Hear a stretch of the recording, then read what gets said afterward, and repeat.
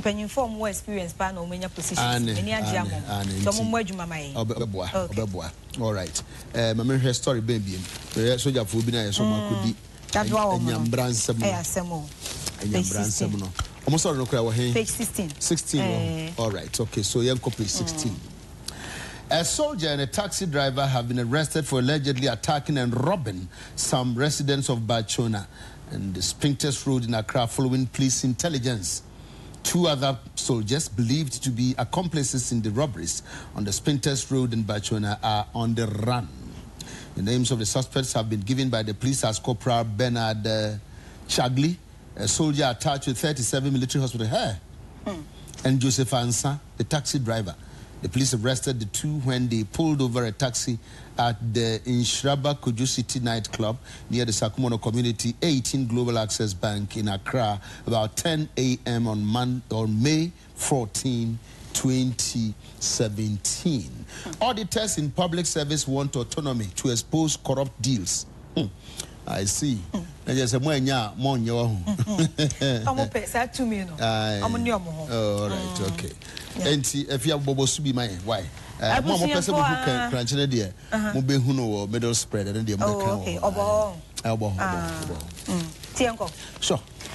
A month for daily graphic the Obokrata and no enamide esha say how the Obonkata moboson emo. Namesha say our catafeto so eduno. As some of the abetu dra and say Ghana Mampenyi His Excellency Nana Adu Dankwa Ekufuado only Ghana and Nada and Otuni to free or may emo. Nina and say what the ensasha etosu emienu ekoshishaso ewo a bibrim atoya maisika sem enkabumukua. Ye trinity friend ECOWAS emo. Na Omampenyi Sasha Wokono edina eko mind bit says Senegal, Guinea, and a Cape now what just an Indian mebusumi emo, and I'm penny for Ashisha sell Mampenyi into Coino. No one need Juma Emma or my Ghana. Now her and Sama, Director of Communications, our presidency, or Eugene Ahin, or then Asha Sena, the all Kenyana and say, Sa a country of Mampenyi air corner, a bebon coin at war amokwa, or the Winina, what you say, Yamini, many Ghana Mampenyi for fra, at first or month for the tuaba, yet the Emma me maba, nothing in this Swadivuna war or my Ghana. What me at the Atuja,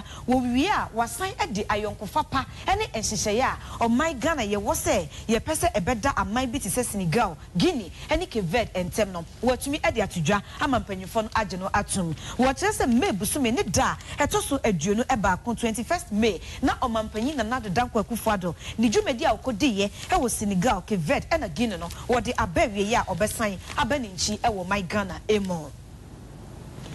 Daily graphic, my BPM or Catafeto so edu ensia. I'm on the board the air to Jan was say, Yati so Jenibi, and a taxi driver been so Yadwa woman. Now, quite do a debo munina and say, woman at Tati, Adisia, woman Tibachona, and a Spintex Road at a one crying. Now, pressing for bread, Bromas was in Kakranka, and not say intelligence or Pekino, and my dear Chinka Crankakra, and Nipemian, a draw woman. Now, say Nipemian was this a bokrono chair woman, Jai, ye better watum, woman bokrono papa, no more chrono. One time at the Shishaso, I was Spintex Road and a Bachona, Nina, oh, and crying. Now, Umuti and a soldier for me, no come with dear, or my Johnny cry. I a pomacha quite baby, yenya woman. Now, my draw me dear, daily graphic editor, I a corporal Bernard Chagli, how near soldier, or Didi Juma, I was 37 military hospital. So on, and a Joseph Ansa, a taxi driver. Now, daily graphic, a barman, yes, say, ya do any pay me no, in Shaba Kojo City nightclub, a Ben Sakumono Community 18. Global Access Bank, na o omangina, that is all more taxis, or more they call you, so more they call you, any achi woman. Yet you want me to show teaser. Dear Echiwani at the Kikuni Bino, a be a warm at home, and sana, you handcuffs and so a warm what to say, and no, I'm doing no man for a German Semsika, a Cocodian and Bransoma and neck, daily graphic, Elba, you say, Sandy Pemino, ya draw warm. If you want for information, now you say a crack, a motorway accident, BS was so, any at least information I may say, I can and in Tino, wow, Cotterman or Pabiano, Yana, or their show team, I say, accident is so. Now, a best police for fire service and any other agency, Bia, I will do myself a accident bar, you basically quan among costs, if it's a quan ever copet. Now, Sakwan, so there's accident bus or not so chair, papa. If you Okoni or his studio. Me person me can auditors in story page 69. All right. So if you want to have that back page of the Daily Graphic, say decongestion of Tamale Central Business District begins. Now the Tamale Metropolitan Assembly yesterday embarked on an exercise to decongest the Central Business District. We know you decongest, near congested the congestion. We are near the congestion. So penny in saying you best start to be so yeah, you be so kumase or why near jai a man for Bobo Mubiaka crowd with jai. It was as a young but it's serious. And if you are unim, Memenda, na menam yequaso, anymore. Okay. Na a rebellia or ton dear, and a car bono. A man a quarter MMT bus Nibiani. Yamen Kwan called the finest. It is a casa more being 20 or street so. Pose for Mujina Homoshe. There be amping for mucho moshe. Dear say what the father saw was a driver Kunipa. Meanwhile, young I soon him say, yes, a man. And I'm more 20 or Quanos or so. Eh, Mossy Hienti. But here, and you won't ever back. Ah, you didn't so high here into no more 20 or street. Street is Sujaton, dear, no, boom for. That's what I want to say. I dare turn to 2 cities, which me to Ajubea 5 cities. Into Mufu say, where you open temperament. Enti mama ye na we a parent and a guardian o small baso nko okona wa ma meka wasemzen yo decongestion of Tamale Central Business District begins. Okay. Daily Graphic de Obokrata na chi ho na mejinei na asema wode etu dwa nyina ene se Tamale Metropolitan Assembly Tama Womani abrepao na enra na esewani enseka kire womo the task force memma eduomachi en womu tu akoni abtese womu tu mpasa edi akoni abasa e wotamale monte so ni nyina ene se omanfo bi atamomra befu no mde ahom nsem ye ma omo chem so enti ekwan nie pa wo siesie ntosi nyado abanche bode ngwa jekwan na boso na musuo mmo na onai kopre ne nema djuma obediu no wo be nsampa loko eyeje en na chisempanyefo se ayeyi papa said the Maji Tamale Quantum Poya Bosso, a saying co, a big ma traffic, mete, enti and rano, womania brepa papa mufrasia, womopam womanina, and also Daily Graphic do Bocrata Nechia, or Manfobi tables near the Yamame Maso, a bimu containers, Nikios, just say, Yapeja Peja, yes, sir, you may, ama a coma dao, Nafi or Manfo to media Konyabakama Kama, was it and round much 5 a.m. and I'm penny for free Jumedia, said a bear,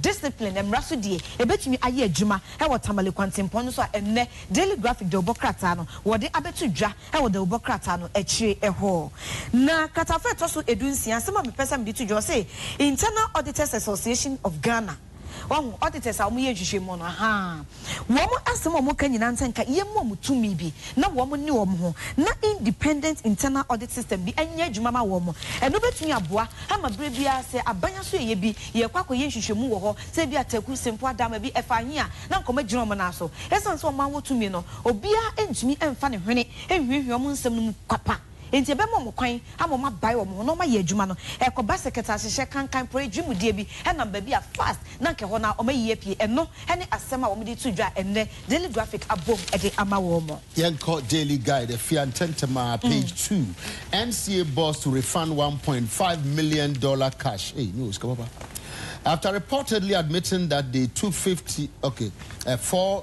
million unlawfully from the state kitty, some former members of the board of NCA have said they are prepared to refund the cash.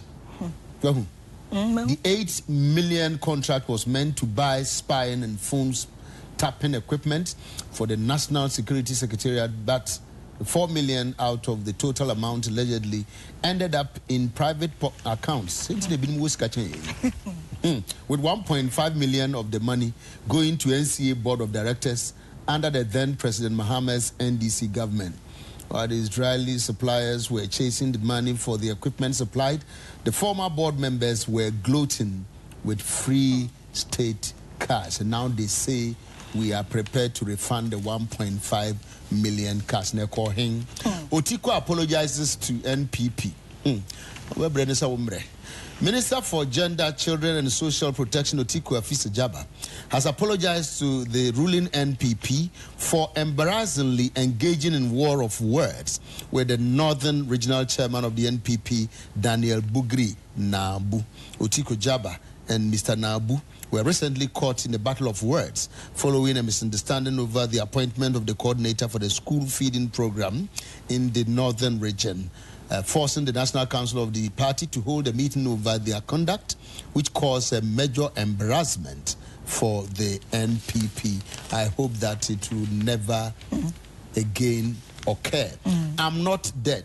Office of the former President, Jerry Rawlings, has registered its displeasure over recent false reports on the social media and other online platforms to the effect that he is dead. A statement signed in Accra yesterday by Kobina and Mwako of the Communications Directorate of the Office of the former President indicated that the outfit had taken a serious view of the falsehood and warned the public against peddling such false news. Daily Guide de Obokrata and Nuna Ekitami. Mesha say our Katafen Tosu Emino. What lesson and sentem Ebabeto just say. And Penifobia na woman a board. I won National Communications Authority board members no. Wom Adiji Sikabi Ewa Brekwa na enchayi and Namu Rakwan Sokra. Emponka and Nikwa Kwase Jedin Kain. Ebanesa and then so Ekobanesa. I fed your Majatum say Ampesika and ye say ye Nisikapa Yanfano Kwampaso. Enti Krado Sesikano Yebetia. Na Daily Guide Ebama ne say sika $8 million and not just a contract mono nanke e was say to me editor spying and phone tapping equipment e say infidie bi e betumi aboyen ama ye pese e bia ye hwe niema bi wo suma se monitor niema bi ne ade a ye betumi ade aye adwuma da fa ye hwe kwan say $8 million no e betumi akom pepepe ama infidie ya top na abo adwuma e ko wi ase a National Security Secretariat ebama ne say $4 million sika $8 million $4 million na fe ekoba se ye di edi dwuma no afi yenhwem a $1.5 million de sika no yehu ba bia etu ye anase emmem efaye ena mpanyifo si na se sika e won taban kra anya sa na etu enti ekwan ban ena sika no efa so a eyiraye yenkom no na tese NCA board of directors a wom edi omdwuma e wo omampanyin dada John Dramani Mahama na pan so no ena sika yi akwakwaso omoto ase eno na Daily Guide se wom yenhwehwemu no na tese mpanyifo mu edi supply e bae Israel for supply name no here stay ye twisika ya emma ye twe emma ye nkosha say $1.5 million e hyenkofo bi eto ase afa ye pem no say sika yi say ya mfa no kwampa so ye betua emno e na Daily Guide eba amane say oma ye krado say sika no omo betua enti ase misa ye bi say omo betua ye je ne trasa anase lawyer omo betua no omo tua with interest sisa question bi na pem bia mi bisa ya mote ahoma no timi me kan bi nia ye bi ma fidie no yo ene e penjemu metwaso e wo Daily Guide Obokrata no emo kratafe toso emiensa wotwa osoafo hwe emani ni pasite mu yedi ho bamba ho nsem eso mami Otiko Afisa-Jaba ni fonyi bam ene wo de abohai na asem wo de etu dwa nyina ene se mami di chaupa emu oden ama NPP amanyuku ane Ghana fo enyina na wo chese na sentem so manfo bekaya kasa enkasa hu bia na se mekan se akasa ene anonye bi ekoso e wo mami Otiko Afisa-Jaba ene NPP etifi mante mu chairman emma party no Daniel Bugri Nabu entem we say ai uni hu kwan se national school feeding program wona ama contract wo be ma wona ye se adwuma no ekoye nsem bebre ene wo je bribe menye bribe wo kwa so nim Oru Adams Mahama ni woni hu bi ensem ni koye bebre eno nam so kra ama National Executive Committee ene empanyufo akukudam National Council ha wo mu Juma ewo NPP amanyukum no wo mo fra asem no say mpanyifo adwobre aden na mu gu ampanyin ni NPP amanyukum nani masesa asem we bae no na osoafo hwe emani ni pasite mu yede bambo nsam eso Ewra Otiko Afisa-Jaba say opachew opagana fo ene NPP amanyukum ni nyina echew anofom brejo monfa enche no Daily Guide Obokrata de no mu na meda so eginai kratafe toso miensa ehwa na megina watwa omampanyin dada ajiu DJ John Rawlings ni mfonyi bam ene ode abo ha Papa J osre na what say Papa J na tena ya babonten say woman ni nye ho omo mpede Ghana fo bi ye kra woman say wo betene ne nam social media me kwa manya bi da ne nam WhatsApp ne Twitter size omo mpanya da rolling say bi wada ni benkum so wati na nanom gonse do na yampa we koso sa na eno ne nam so a ensem bi a enura efi ni office owura Kobna Ando Amwakwa wo ye communications director wo omampanya da John Rollins na tena ye e de babonten say sansem no eyebosem kansa mo mpesa agrobi many perform so we beto ano no omampanya da Rollins no free mo and wada ni benkum so na den na wanya free mo opanyin no ose otiase onwui nti so manfo bi e keka sansem na adwobre mra wo sramada onwui yo ne ho den otiase daily guide yeah called the Ghanaian Times school feeding caterers picket over 144 million arrears. Caterers of the school feeding program yesterday picketed where page 18. Okay. Yesterday picketed at the Gender, Children and Social Protection Ministry in Accra to demand the 144 million Ghana cedis owed them by the state. The caterers said efforts to have the money paid has received little attention, hence their decision to beseech the ministry to exert pressure on the government to release the funds so that they could settle their creditors. Spokesperson for the caterers, Mamiya Dudia Apia Crime in an interview with the Ghanaian Times on the sideline of their protest, said some of their members have withdrawn their services because they could not bear the financial pressure on them from their creditors. Mamiya said they will have no option than to withdraw their services en masse by the end of this week. Hey, that's a month. Debbie, if the government failed to settle what is owed them between June 2016 and May 2017, June will be exactly 1 year of rendering our services to the school feeding program without receiving any payment. BNI investigates PURC for misappropriation of funds is also here. On page 18 of the Ghanaian Times, the Bureau of National Investigations has begun investigations into alleged misappropriation of funds and victimization of employees of the PURC. Some top officials and at least 20 employees of the commission have so far been reportedly invited for questioning by the BNI. They include Executive Secretary Samuel Sapon and Director of Public Affairs Nanaya Jantua and an accounts manager who spent Friday night at the bureau all night. All night. So if you're all night. Me ko papa. If you're all night. All night. Anyway. Okay, past broadcasting right to information bills now justice and now I know the young kind of boss that umbicha me fe pa just any a boy who say oh what okay wo ye broom na omo hye ni ye ogina mfimfin ya ye boy afo afia ne ntoma Audrey Gaje post so na osre no na ken krache de nse egu na chiti said ogina Supreme Court enko ka na se wo enko ka obi ase o de be ye kasre ye de yes ye dam for nti this is where Penny National Media Commission board member there. If you have a story with national ID cards to roll out in August. Government will from August begin issuing national ID cards to all Ghanaians living in the country. Vice President Dr. Mahmoud Bawumia has said, okay, August, they say you were May, June, July, August. You be June, July, August. So maybe I will be too quiet now. What should I do? Would they be? I'll say I can be 15 days. I can 14. I can 13. Until you be kind. Interestingly, when you say me come more any ID card no be. Oh, me nyame de me de. Menya. Dia me wan say ya nto aso. Wow. Menya me de. Ko twa nyame de. E wo me ho. I didn't get mine. Okay, if you are young, you.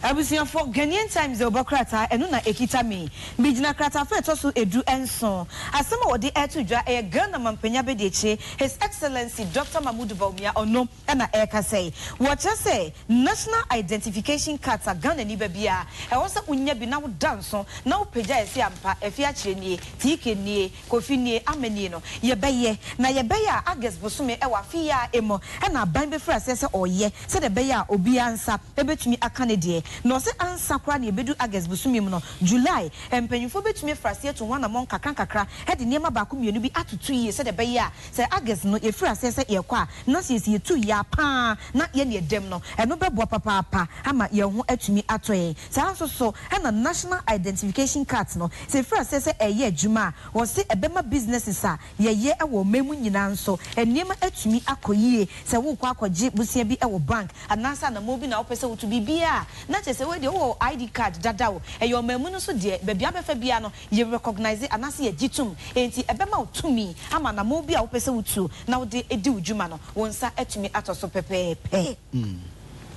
Ghanaian Times the Obokrata kata fe to so edunwotwe na megine na wo chese wo mom no anuane caterers school feeding program wo mo na enu a wo mani bre ya wo mu nyina koboa wo anu dompem e wo asoye hwe emma ne enkoda ye die ho nsem so de wo ka nyina ne se aban de wo ka sika ne 144 million Ghana cedis e kana chepa o ebre bia no makofi ntosi je ne bode menkani nom de abenno a enkurai ehem okay se gora na die wi a wo ntina sikakra na omonje omahome fa wo sabo bo machire mu mbusu ne enko ahoma no so ye ne yankasa ye nua honorable Karansa Henkura deputy minister trade adwetwem komo sa industrial parks no cheche mu kakra nche ye honorable Machen yeah wapo mo boko mi na we boko be minister mi hu da abo Basu me ba hoso beba bia na jese what take me na me hu aje se TV so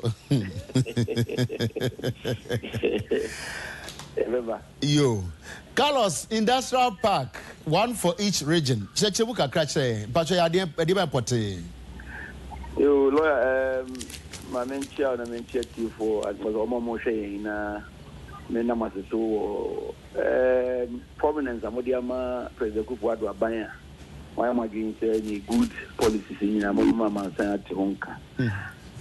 Say, as well, okay, free and program be a conference center, Ministry of Finance, the Abay Tika Semisha, the Tuga, actually, quite over fast will be a Nyama, a Diano, or DSC in a choir of over fast when Tika that group of 6.7%. No, we names the minister so by Ebeka. But obey near ministry didn't so ye a honka crowd the chairman saying na industrial park part one, just single part of a 10-point strategic plan ministry and core in development on to grow this economy. Yempa and you might be beyond to mention what is industrial park on Enka one sem kaka. Industrial park ni say yet asase keja. Na ye developer asase in such a way says will be back Ghana has of baby I in the factory. And you have to know what plants asase ADC Diana say asase the you know Abaye factory. Yeah, and doji the involvement and as the private sector say almost na yemo asase for example now one ka so mun develop sa enclave no bibi ti say free zone enclave e wo friend say Temai yeah yes there's certainly something like that that free zone no Temasi no ka say it has been given and as a private developer and I'm apart from the government, this share are acquiring the fees in the other core. Private developers who are Jibia Kahon or developer anymore. And then they say every regional capital Biano, you beg assassin now buying the utility services, acquiring near their day electricity near their alcohol. So they are will be back Ghana has over the factory only. Omre anaze eni ninya se you know afri na kwa kuchinya kwa resani amana ya ban class intention says yes I just stop here we will look at the possibility of having single product industrial park once then you be usunya ne be ka say only one product industrial park ebia pharmaceutical and the pharmaceutical from kwa na do friend Sabiano very manufacturing done it here. I see. Now, Pacho, Saji say no. what the home come on now say stage ben madu. A friend is saying program now we are Yankasankasa Yadia, which is Ministry of Trade. We are built to step in next month, which is June. And in June, you be pass anyway in Huntuma. You know, we have a website for each and every of this projects too. And as a bench for all the 10, and you can click and go on and you see the details of each and every one of them. We would call in the private sector to come and assist, and as to come and declare their intention as of interest of whichever aspect of Beso Mukumu, Ekokoyejuma. And Timonton was by June, no, they should out. And will be a choir, if I say, the first of the year. Now, I can say, Crampono, even graduate in my, but all my tinker already started air back to express interest. Chinese will be free friends of Mukuma Ba. And so the same thing with Nigeria. Within 2-3 years, we have more than 100 companies there, fast manufacturing companies there. I express a serious interest to come in and do similar thing, and I say a larger thing in Ghana. Because almost the Ghana Tibiana, you're very different from all of the African countries. Now, Nikumu say when they come here to manufacture, there's a program called ETL, the ECOWAS Trade Liberalization Scheme. As if they enroll on that program, duty.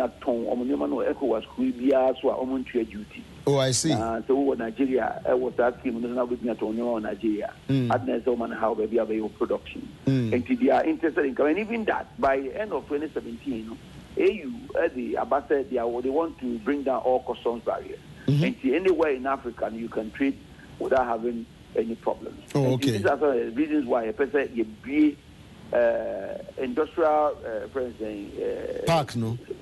Industrial park, no? You use industry as to grow this economy. Oh, okay. Okay. So then, Carlos, Mentias, say, industrialization, I see a person, you know. We bet me one of the steps are to no. Oh, opening say, what did you make a now there? What's the one to see for any free zone? I walk tema. Then you understand. Just confirm to me, said, I can reliably say, close to about 1,000 hectares of land has been developed. Factories. There are so many factories in that place. It all boils down to one point: jobs. Because Nana Kufuado. Obabedi akunyano adeba ko hunya na edana kuma so ne say Ghana fo nya adwuma nye Ghana memuru be school of TTF do na so na what skill I want to be in develop that skill and the kwan bi obefa so obedi adwuma beto enkofo epon so no obeye and this is one of the reasons why ama say obesha Ministry of Trade and Industry ya holding has been directed towards programs and as a strategies in Yumabeba. I see. And a baby jaw na what 12 you must hoping say in June no you bet me out to us uncle to be man pay it as a pa. Mate. Honorable Carlos Kinsley Ahenkra, Trades Minister Deputy, and you're not to train and come if you Papa. Industry, jobs. Yeah. There be a can Makai, Sabreno, and 1981. Na yini PDS so me kai pass na ye wo factories be Ghana ha. Me ka asa kai bi sense wo mu ha. Oh my goodness. Na Ghana ye abekwan export enwa Gardenex. Wow. E won se wo mu ha. Na nyina. Abrobe. Ani niema bebre. Kade near a match factory or Esutware Commander Sugar Factory near Bolgatanga near your corn beef or meat factory. Na Wenchi your tomato factory or your friend or Wenchi Tomakan. In fact, no more football club ball. Akoso more textiles near Acotex, no more ball. Now you were Dumas and this is near your team. Now I'm Yes, I'm fanning you know, and you guno. Yada panty. Yanka see be good in near what match factory. Yanka say matches were. And Kayapa Aquatia crana dinner. In fact, near what a match in second near what the factory of Ghana. Okay. A lot of them. It is a school for Makwaya. Utmi Koya Juma. Okay. Every vacation employment. Into Yama Kwana no Koya Juma. And this is where we school Papa Mbuko Yajuma. Sabre no why we school crana. Takra de fly. Is some. Sabre net na yengu train. Na yemfa Nyan command time train Kwansun say no. Na a dream you say trainer baby sina ye sami Kumase and there says some Mahobi. That was the Ghana we knew. And now ya dapa into ye gunina. Nti says ye passe Sasha Sibi moi. Yenye na ye Koni Abano. A boy if you had the Akabajamo. You. I was informed that's why our Ghanaian Times the Bocrat and Emo. And he catch HSM penny for and share. Now I catch you an emerald to not one more chomopa. Now President Emma Catress no, I am Mammy Yadu do appear crying and watch I say, oh my free never be brave. And a dear when we are near man could a dear to more shopine say a buying Ebamasican Iowa a diama womo. Na June I bano, not as our fear ye dear Moka yen chiae, and see a buying share Emma once enka. Now and no academy said not encoran Yadu Bedidi. Essence applicated. Na no moye e gender ministry no entintim panifo so mbehwe amasika no woman sa aka na Ghanaian Times Obokrata and Katafa etoso edunwotwe anso wo che say nanu ada so manfo mo beka ya o se ebetu dwa e wo PURC se sikadie basa bi e yiniti wo na asem na se na eti akoda e nayo bie nai for de mo agim ama de wo kan nyina ene se bie nai etonsa efre enipa bi a wo mu di dwuma e wo PURC a ye executive secretary we Samuel Sapon e na director of Public Affairs na ya John Toa and na fe account manager e ma nanu efiada na omu nyina e kotwe awrade anim all night e wo bie nai for akache ati so mbi se bi so nsem bebre e fa sika mpanyefo hu se antwe yi na ayera a ye hu ba bia e wo no e ho e so mo passport nyina so bie nai agege se wo mo nwa wo mo na ehwehwemu no enwie pepepepe na nipa miensa de ya ma mu bill and na enwumayfo bebre na nso e wo PURC a de Obokrata no eche se ade ache ade asen ye from baako ani yes next ni afrel bra na be ensemisa baako mienu ano emaye eno ani ade a ekoso a enne the Ghanaian Times the Obokrata no wo de ababeto edwa lawyer say me nto aso nti me commenim the find that the Obokrata eno na ekita me na mpesa me show story bi e wo page 8 anakata fa etoso enwotwe e wo the find that the Obokrata no emo medu ho na asema wo de etudwa ene say the Ghana contractor for monsi hehe na monna na nieme bekoyie vice president Ghana mampenya bedechi and worker say was ebe ne ya na ninsumu bete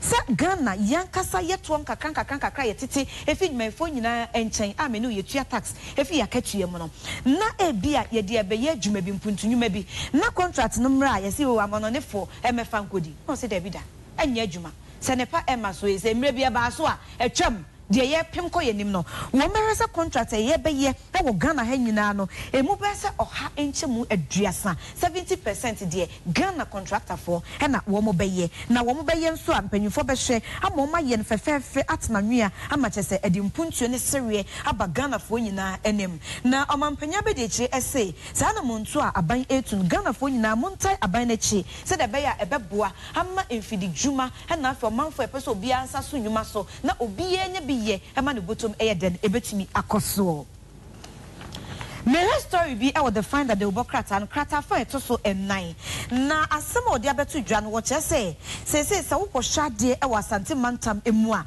wo se befem e na fe mensi district a e hyehye mantam no emu na enima nkoyi o akuafo omo do atidua beans wo mo mudua ebro edi we no abosi maboso lawyer atidua ho abobo UTV yi pictures no said de osa every bro no lawyer ahumete omo ye hu bibie nye yi spread ya na army worms no spread kwa na ekoso enti omo kire se omo pe barracks wo da bi omo timi go me for the barracks no abi we do mo efu oh and omo vi ebro atidua ne atosode se ya and omo se no enti akuafo na brate hasua esamu fifire afi e wo se ebro no ba na omo timi twa enya bidie no na emo atia sim na chese se ya na omo se no omo chese ensase chese be se 1000 hectares de emo na tia sim se ya na omo se ebro no enti omo se aban se adaroma won hye na wontu nwa na momom papa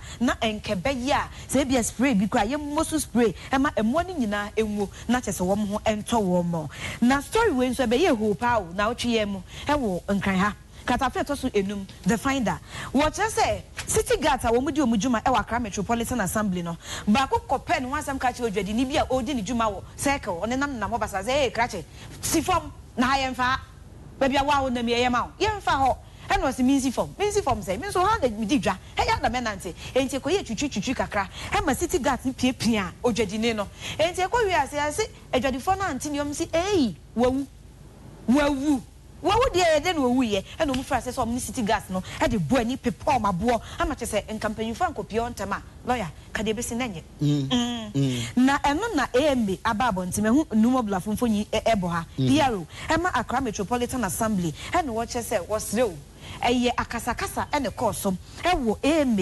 djumayfo mkokodi djuma e wo circle no eni dwadini no entem wangu enti ogusu awoji ayarehwe e wo 37 military hospital nam so krama panyi ba ko city guard panyi ba ko no so oprai se abototo ne basabasa ye eyiniti e wo ma enne o chese asem no enti sa sede adwadifo no enya nenti the finder the obokata e de abetu dwa e no so maboso e kakra fia me mo text messages kakra yen sa kan e wo ha sei na menchia owura Samuel Bonakwaten abusuafo owura Samuel Bonakwaten odinfihie aduosianum ne ba ene Samson Kwatia ye friend Aquasman MD Aquasman Agrochemicals we kuma ase memendai ye e we fijase akrokire a me ankasa me wo hobie me na metie yi paso say ye we say we be di ho agro no me no enti adofo nyina me jam now my blood ye fear kuma zongo takra this says that don't worry at all MPP we know you are doing all this just to get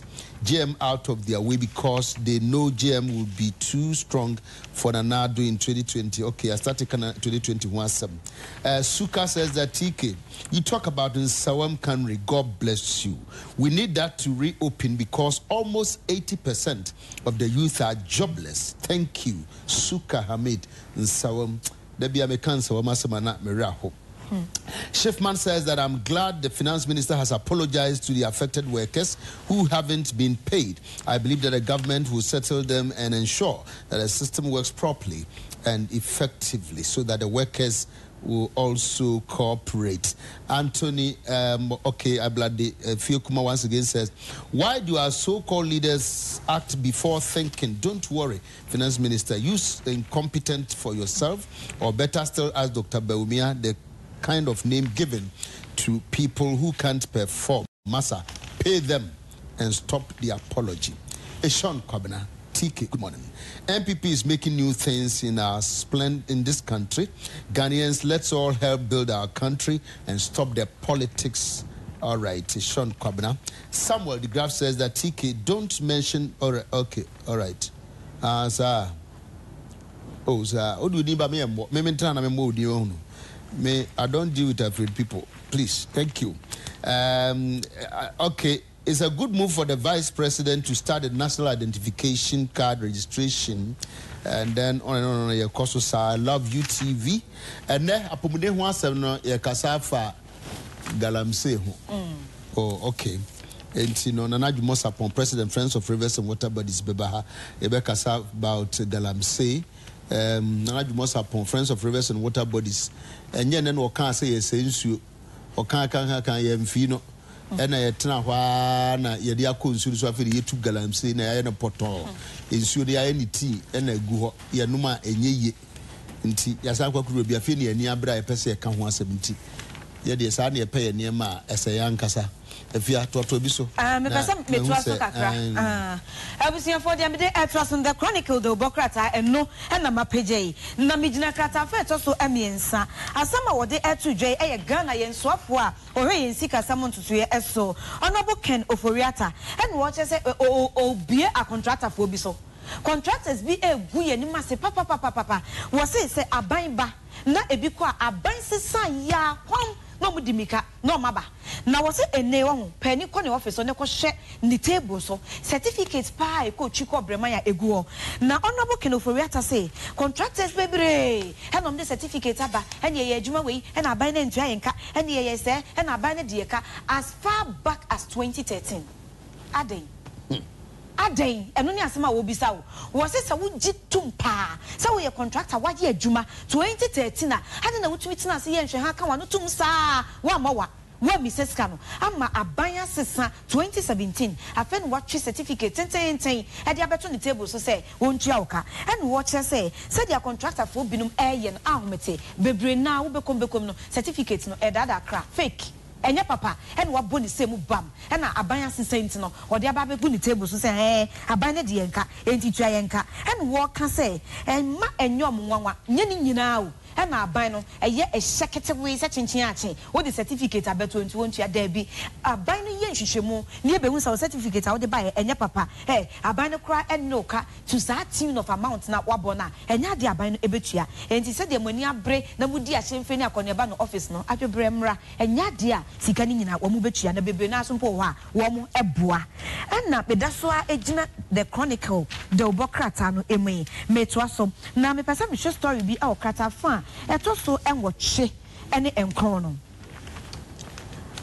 katafe eto so enwoche ho na migine na omampanyi is excellency na nadu danko akufuado na eka sei ene wo che sei wono waba magana mpontuo waba se wode nsakrai ene eniswade hunu ebre omamu enyina omampanyi se ebe din pen wonwa se ono adudanko akufuado obeka sase masi efi ha obintin emfi ha weni na odi tribalism ebe ye adwuma wo se enye adwuma ono de o ka Ghana fo nyina abom se nipa ba ko a ye wo enkrabia ene hyebre ba ko na ye tutu ya nam ekoyenim ekoba ne sa ye betuma tena se ewo do ene nkabom kwan so na edimpuntuo aba enti se wo ni mugidie se wo ni mugidie a oyo mampanyi empuntuo ni niema bia o pese o de ban tai na chi se ye one district one factory se ye free senior high school se ye planting for food and jobs so wo se tai na chi na wo tai na chi na ekoso asempanyi se tan no enkwan da tano sabino enti nkaba ebe ko yie pa afia beda se say one enim one sports you waba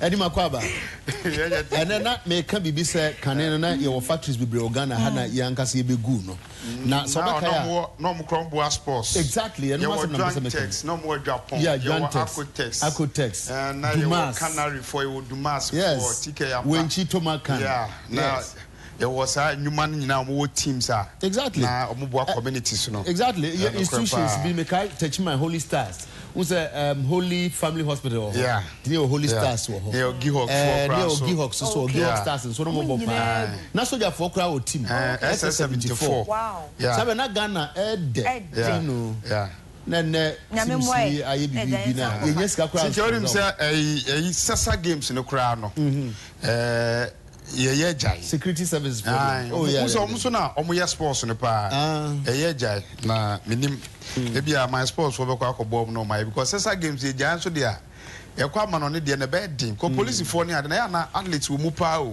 footballers ni ade don say house goalkeeper bia odo moje confederation ni o se o police ni oda go ni wi wa kwa ko police adwuma ni nyina no betumi aboa mankai but tiki me no ya adwen pa e je ni nyina to agunji si ye hwe ana who say soldier for ne police for no da bia because omo the nature of humanity omo stamina very active o medi nam ho ma na funya kasi bia na bebre so no mo de ko hwe table tennis ni ade immigration ni customs ni ade bebre at the sports and ko ebokodu a no mo ja na say talent no de ko are na reche da bia me kan makai Mary Ejay na otumri kapa they say all prisons but otumri kanu biem kwesi appear to be unveiled today and majama to aso I was here na keka ni nyina abo me anya ne se akwa bi o ti traffic mu no hu se mse na adwene ye kakra papa bi o traffic no se me den kura ko mi fi akudi mi fufu amo delay say